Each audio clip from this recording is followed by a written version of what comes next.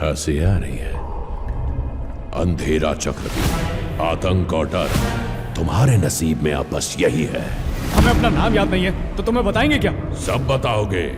हर समस्या का एक समाधान होता है और तुम्हारी समस्या का समाधान ये है।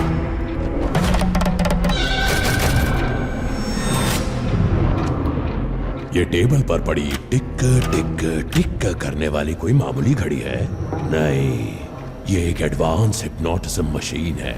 ये तुम्हारे दिमाग के बंद दरवाजे खोलेगी और तुम्हें मेरी आवाज का गुलाम बनाएगी। फिर तुम्हारे अंदर धीरे धीरे घुस के तुम्हारी यादें खींच लेगी।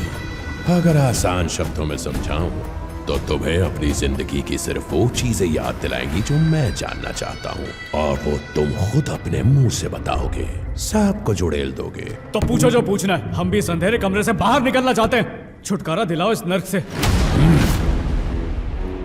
22 अप्रैल 1979 तुमने आबिद शेख को लिखी हुई एक चिट्ठी खोलकर पढ़ी थी। क्या था उस चिट्ठी में?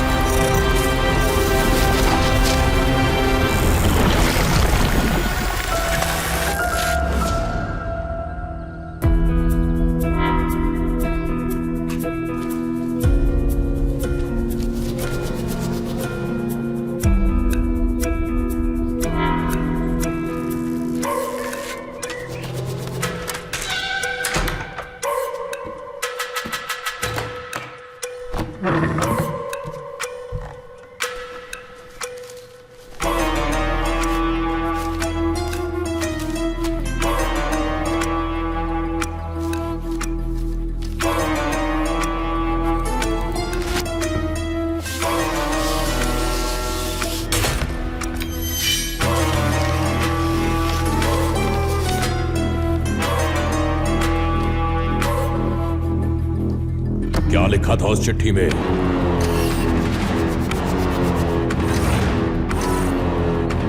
बताओ क्या लिखा था? हमारी समझ में नहीं आ रहा इसमें क्या लिखा है। कुछ भी समझ में नहीं आ रहा। हम नहीं पढ़ सकते।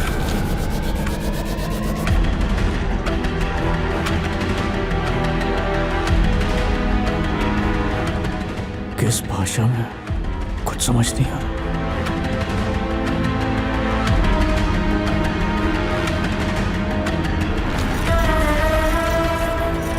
कुछ समझ में नहीं आ रहा। क्या लिखा है इसमें? क्या लिखा है? ठीक है ठीक है ठीक है ठीक है, अपने दिमाग पर ज्यादा जोर मत डालो। पहले ही बेचारा बहुत कमजोर है। चिट्ठी के बारे में बाद में बात करेंगे। पहले बताओ, दूसरों की चिट्ठी को छुपकर पढ़ने की आदत क्यों है? कौन हो तुम? तुम्हारे माँ बाप कौन है? कहां से आए हो तुम? अपना दिमाग ठंडा करो और बोलो। हम एक अनाथ हैं। जब से होश संभाला आश्रम ही हमारा घर रहा है। वहां पे बच्चों से घिरा रहा, पर फिर भी खुद को अकेला महसूस किया। हर पल सोचता रहा कि हमारे माँ बाप कहाँ हैं।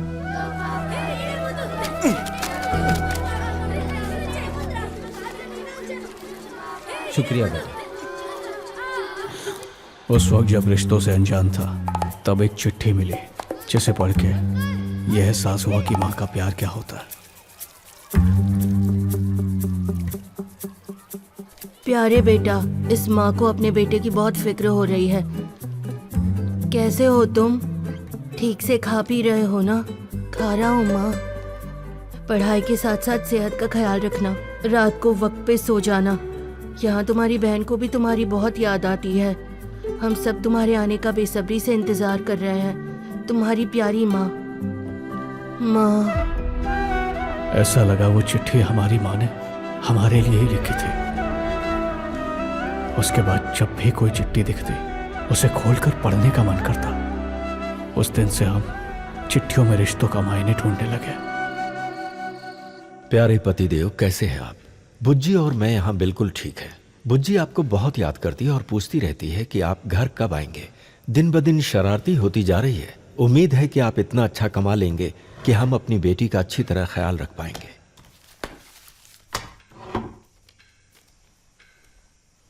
मास्टर जी, हाँ, क्या बात है? मुझे बताइए ना कि मेरे माँ बाप कहाँ हैं मास्टर जी।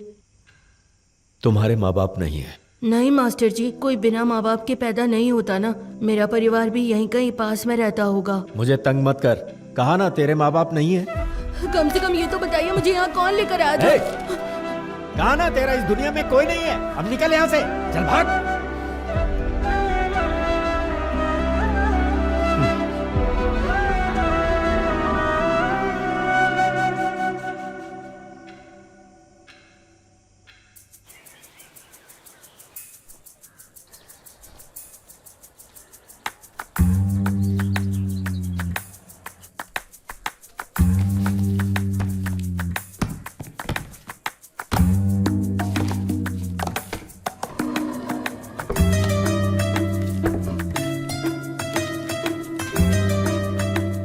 प्यारे पतिदेव, कैसे हैं आप? बूजी और मैं यहाँ बिल्कुल ठीक वासुदेव, हैं। क्या कर रहा है तू यहाँ? कुछ नहीं मास्टर जी।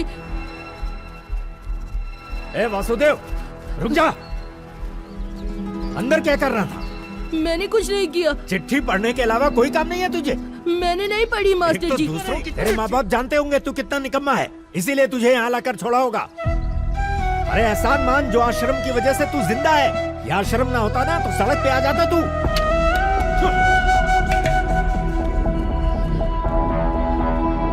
तेरे माँ बाप जानते होंगे तू कितना निकम्मा है, इसीलिए तुझे यहाँ छोड़ा।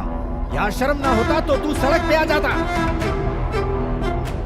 उस दिन मास्टर ने जो कहा उससे हमें इतना गुस्सा आया कि हमने उसके पैसे लिए और वहां से भाग गए। उनके पैसे लिए और भाग गए। हम उसे चोरी कहते हैं और तुम्हारी वो चोरी किसी के लिए फांसी का फंदा बन गई। उस मास्टर ने वो पैसा अपनी बेटी के ऑपरेशन के लिए इकट्ठा किया था। तुम्हारी वजह से वो लड़की मारी गई। मेरी बेटी, मुझे माफ कर देना।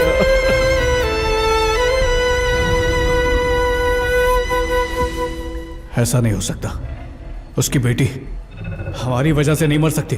मरी थी, तुम्हारी ही वजह से मरी थी। जानकर हो या अनजाने में, लेकिन उसकी मौत का कारण तुम ही हो। आज के लिए बस इतना ही। रुक जाओ, कहां जा रहे हो?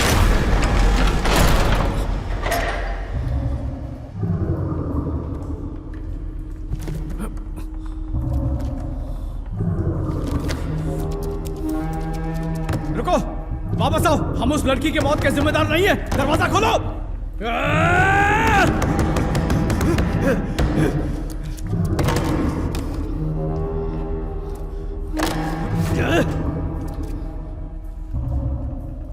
पता नहीं हमें यहां क्यों कैद किया।